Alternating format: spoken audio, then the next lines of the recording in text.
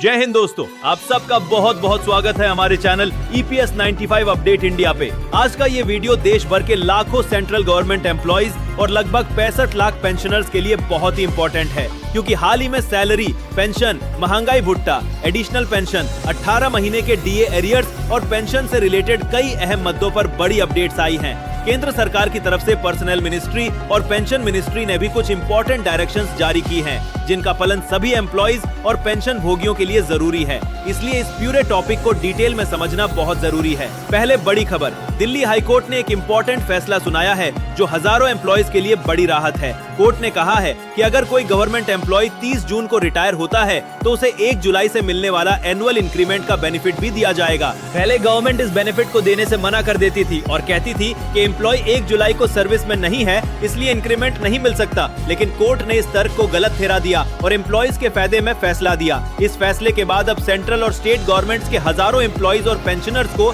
सीधा फायदा होगा, क्योंकि उनकी पेंशन भी बढ़े हुए सैलरी के हिसाब से कैलकुलेट की जाएगी। ये डिसीजन एम्प्लॉइज के लिए बड़ी राहत है और एम्प्लॉय ऑर्गेनाइजेशंस ने इसका स्वागत किया है। एक और बड़ी रिलीफ पेंशनर्स के लिए। अक्सर ऐसा होता है कि पेंशनर का PPO, फॉर्म 16, ग्रेचुइटी डॉक्यूमेंट्स या कोई जरूरी कागजात खो जाते हैं और बाद में उन्हें दोबारा पाना मुश्किल हो जाता है। अब सेंट्रल गवर्नमेंट ने इस प्रॉब्लम का हल निकाल दिया है। गवर्नमेंट ने क्लियर कर दिया है कि अब ये सब important document safely digi locker में अवेलेबल रहेंगे। मतलब अगर किसी पेंशनर का कोई डॉक्यूमेंट खो भी जाए तो परेशान होने की बिल्कुल जरूरत नहीं।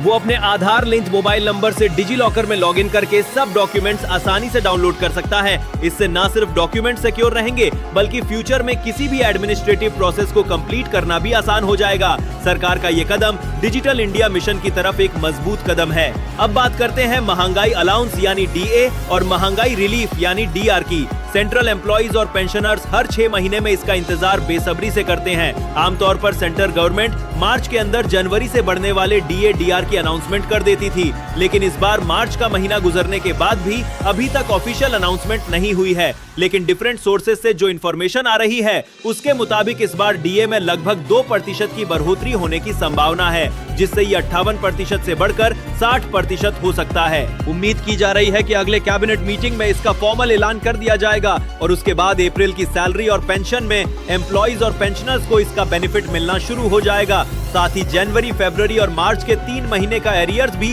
एक साथ पेमेंट किया जा सकता है, लेकिन अनाउंसमेंट में डिले हो रही है। इसलिए एम्प्लॉई और पेंशनर ऑर्गेनाइजेशंस सरकार पर प्रेशर बना रहे हैं। कई ऑर्गेनाइजेशंस ने अपील की है कि महंगाई लगातार बढ़ रही है, इसलिए DA और DR की अनाउंसमेंट जल्दी से जल्दी की जाए ताकि उन्हें बढ़ी हुई रेट से सैलरी और पेंशन मिल सके।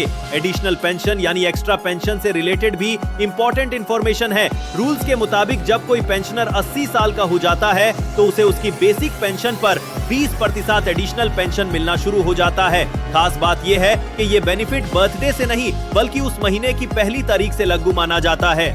इसी तरह 85 साल पर 30%, 90 साल पर 40% और 100 साल की उम्र पूरी होने पर 100% एडिशनल पेंशन का बेनिफिट मिलता है। लेकिन कई बार डिपार्टमेंट की लापरवाही या इन्फॉर्मेशन के अभाव में ये एडिशनल पेंशन टाइम पर स्टार्ट नहीं हो पाती।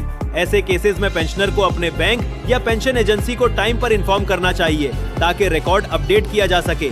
अगर फिर भी प्रॉब्लम सॉल्व ना हो तो CPG और AIMS पोर्टल पर शिकायत दर्ज कर सकते हैं।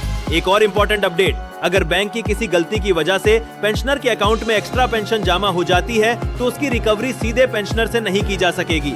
RBI के नई गाइडलाइंस के मुताबिक इसकी जिम्मेदारी बैंक की होगी और पेंशनर को अननेसेसरी परेशानी से बचाया जाएगा। सबसे ज्यादा डिस्कशन जिस मुद्दे पर हो रही है वो है कोरोना काल के 18 महीने के DA एरियर्स का मामला। गवर्नमेंट पहले ही पार्लियामेंट में क्लियर कर चुकी है कि वो इस एरियर्स का पेमेंट करने के खिलाफ है, लेकिन एम्प्लॉय ऑर्गेनाइजेशंस ने इस मुद्दे को छोड़ नहीं है और अब ये सुप्रीम कोर्ट तक पहुंच चुका है। बताया जा रहा है कि कोर्ट ने सेंट्रल गवर्नमेंट से पूछा है कि अगर एम्प्लॉइज और पेंशनर्स को 18 महीने का DA एरियर्स 8% इंटरेस्ट के साथ दिया जाए तो गवर्नमेंट पर टोटल कितना फाइनेंशियल बर्डन पड़ेगा। इस सवाल के बाद एम्प्लॉइज में नई उम्मीद जागी है कि आने वाले टाइम में कोर्ट इस मामले में कोई इंपॉर्टेंट डिसीजन दे सकती है। अगर ऐसा हुआ तो लाखों एम्प्लॉइज और पेंशनर्स को बड़ा इकोनॉमिक बेनिफिट मिल सकता है। हाल ही में सुप्रीम कोर्ट ने वेस्ट बंगाल गवर्नमेंट को भी DA एरियर्स पेमेंट के लिए ऑर्डर्स दिए थे, जिसके बाद वहां की गवर्नमेंट ने एरियर्स की पहली किस्त रिलीज कर दी है। इस वाकये के बाद सेंट्रल एम्प्लॉइज में भी उम्मीद जागी है। आरबीआई ने 5 अप्रैल 2026 को एक नया मास्टर सर्कुलर जारी किया है, जिसमें बैंक्स को क्लियर इंस्ट्रक्शंस दिए गए हैं कि पेंशन पेमेंट में किसी तरह की डिले नहीं होनी चाहिए। रूल्स के मुताबिक पेंशन का पेमेंट महीने के आखिरी वर्किंग डे पर होना चाहिए। अगर किसी वजह से बैंक तरफ से डिले होती है तो उन्हें डिले के दिनों के लिए 8% इंटरेस्ट के साथ पेंशन पे करनी होगी। अंत में एक और इम्पोर्टेंट इन्फॉर्मेशन, जो पेंशनर्स को अपनी पेंशन से रिलेटेड प्रॉब्लम्स का सॉल्यूशन नहीं मिल रहा, उनके लिए गवर्नमेंट ने अनाउंस किया है कि देश भर के सभी डिस्ट्रिक्ट्स में 21 अप्रैल 2026 को पेंशन अदालत का आयोजन किया जाएगा। इस पेंशन अदालत में पेंशनर्स सीधे ऑफिसर्स के सामने अपनी प्रॉब्लम्स रख सकते हैं। PPO related issue, family pension, pension amendment mistake, arrears payment stuck, सब प्रॉब्लम्स का सॉल्यूशन वहां किया जा सकता है। जिन्होंने पहले सीपीजीआरएम्स या रैम्स पर शिकायत की थी लेकिन सॉल्यूशन नहीं मिला, वो भी यहां अपनी कंप्लेंट प्रेजेंट कर सकते हैं। ऑफिसर्स की कोशिश होती है कि स्पॉट पर ही सॉल्यूशन दे दिया जाए। तो दोस्तों, ये थे आज के इंपॉर्टेंट अपडेट्स। अगर आप सेंट्रल एम्प्लॉय या पेंशनर हैं तो इस वीडियो को पूरा जरूर देखें और अपने कॉलीग्स और फेलो पेंशनर्स तक शेयर करें। चैनल को लाइक, सब्सक्राइब और बेल आइकन प्रेस करना ना भूलें। जय हिंद।